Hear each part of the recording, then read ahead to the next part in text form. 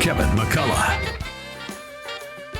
And we're back. That Kevin Show, thatkevinshow.com, that Kevin store, if you want any of the snazzy merch that we have. And if you want to catch any of the past editions of the show via podcast or subscribe to any of our daily features, the Here's What I Was Thinking feature and other things, just go to thatkevinshow.com. The social media is all linked there. All the past episodes are there.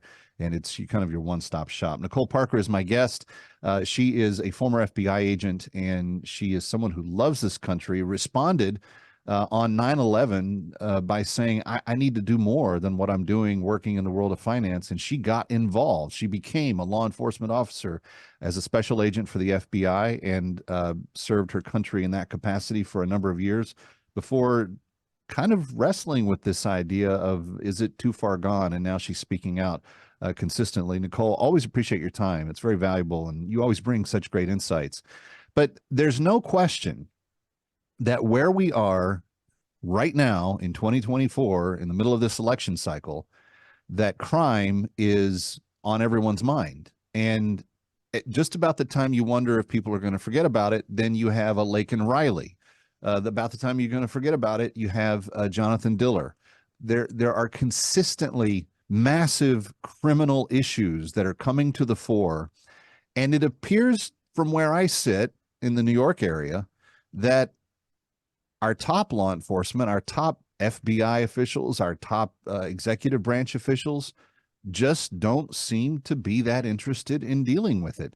And Christopher Wray had a tough week last week in front of a couple of committees in the Congress. And Joe Biden doesn't like the questions about not just illegal immigration, but its impact on the crime issue that he's also let spiral out of control contemporaneously.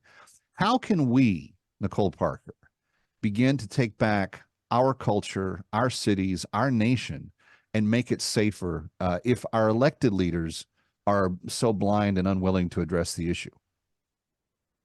Yeah, that's an excellent question, because there's nothing worse than feeling like a sitting duck. I mean, I am originally from Texas. I'm now a resident of Florida, but I'm from Texas, and I look at the open border, and, all these cities are complaining, oh, we have this big problem with immigration.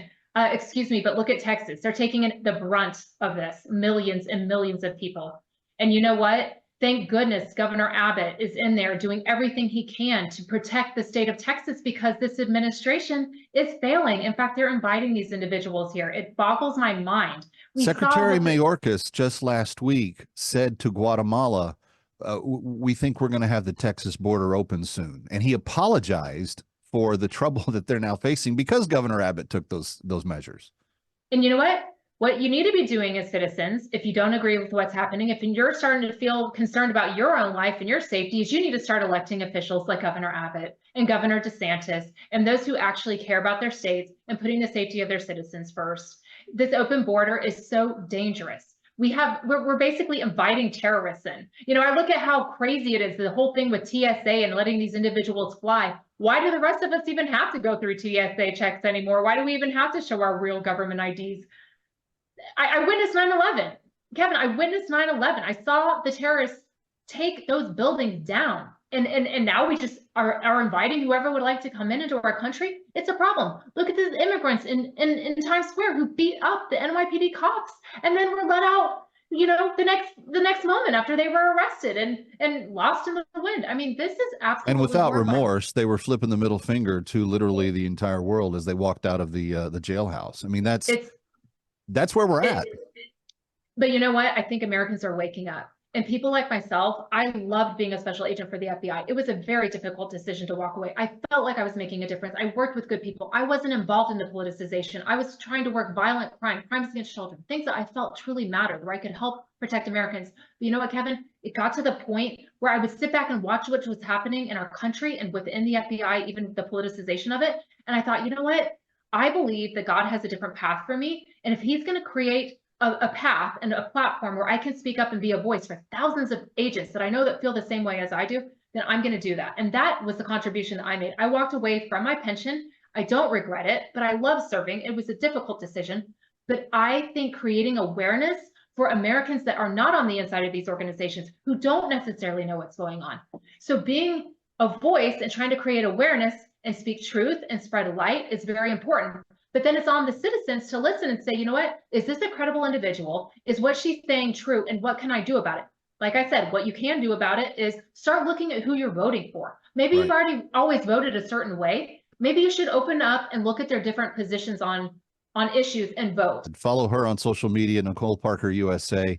Nicole, always appreciate you being with us. Thank you for being here. My pleasure. Thank you. Kevin McCullough coming right back from New York City. Don't go away.